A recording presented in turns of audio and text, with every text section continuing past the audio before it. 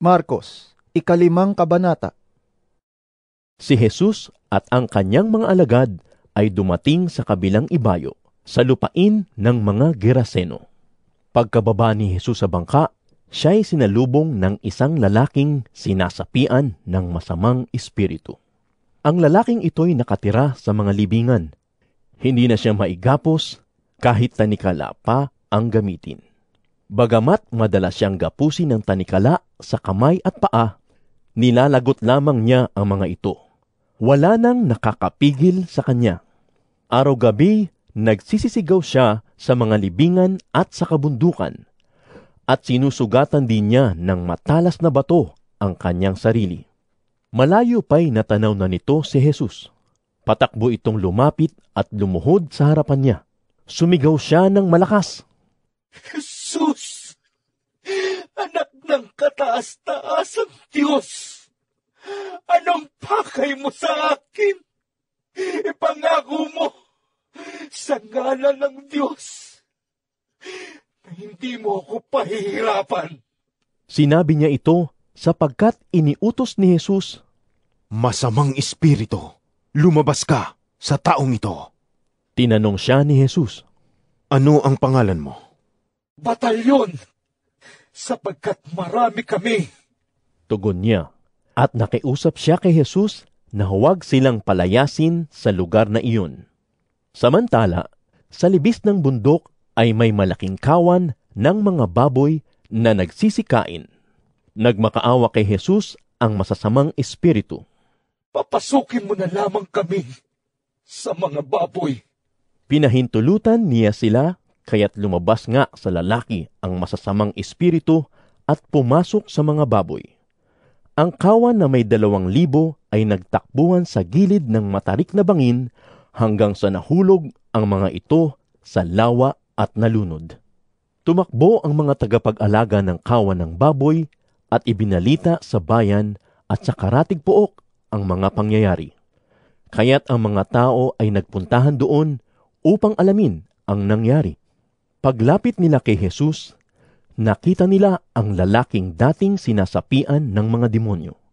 Nakaupo ito, nakadamit at matino na ang isip, at sila'y natakot.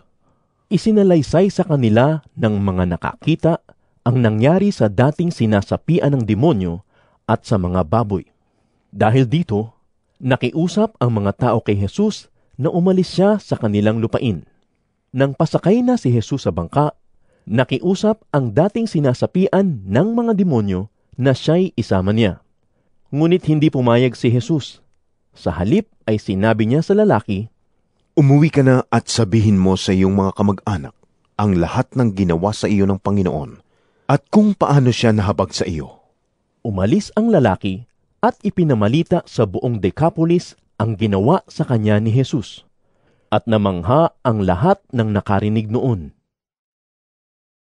Si Jesus ay sumakay sa bangka at bumalik sa kabilang ibayo. Nasa baybayin pa lamang siya ng lawa ay dinumog na siya ng napakaraming tao. Naroon din ang isang tagapamahala ng sinagoga na ang pangalan ay Jairo. Pagkakita kay Jesus, siya'y lumuhod sa paanan nito at nagmakaawa. Nag-aagaw buhay po ang anak kong dalagita. Maawa po kayo. Sumama kayo sa akin at ipatong ninyo sa kanya ang inyong kamay, upang siya ay gumaling at mabuhay. Sumama naman si Jesus, ngunit sumunod din sa kanya ang napakaraming tao, kaya't halos maipit na siya. Kasama rin doon ang isang babaeng 12 taon nang dinudugo. Hirap na siya sa sakit na iyon, at marami ng doktor ang sumuri sa kanya. Naubos na ang kanyang ari-arian sa pagpapagamot, ngunit hindi pa rin siya gumagaling. Sa halip, lalo pang lumala ang kanyang karamdaman. Nabalitaan niya ang tungkol kay Jesus, kaya't nakipagsiksikan siya hanggang sa makalapit sa likuran ni Jesus, at hinipo ang damit nito, sapagkat iniisip niyang, Mahipo ko lang ang kanyang damit. Gagaling na ako. Agad ngang tumigil ang kanyang pagdurugo at naramdaman niyang magaling na siya.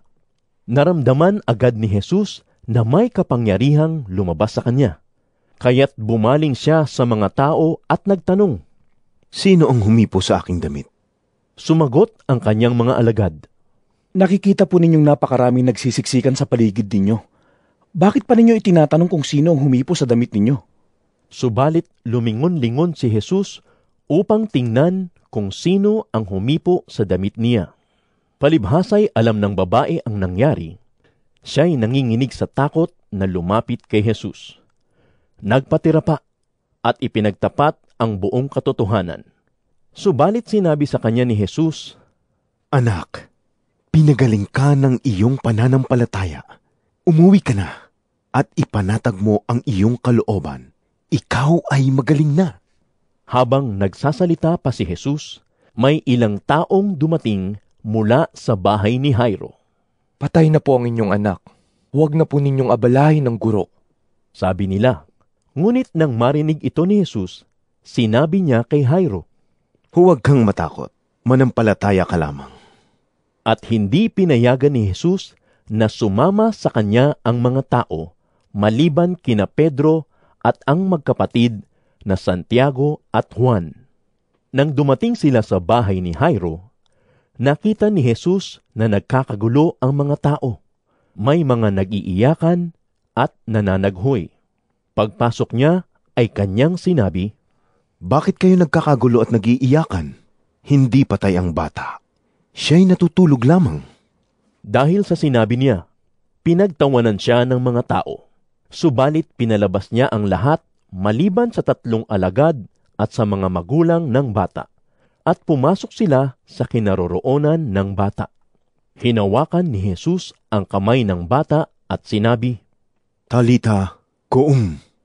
Na ang ibig sabihin, Ineng, bumangon ka. noon di bumangon ang bata at lumakad. At labis na namangha ang lahat. Ang batang ito'y 12 taong gulang na. Mahigpit na ipinagbili ni Jesus na huwag nilang sasabihin kanino man ang nangyari. Pagkatapos, iniutos niyang bigyan ng makakain ang bata.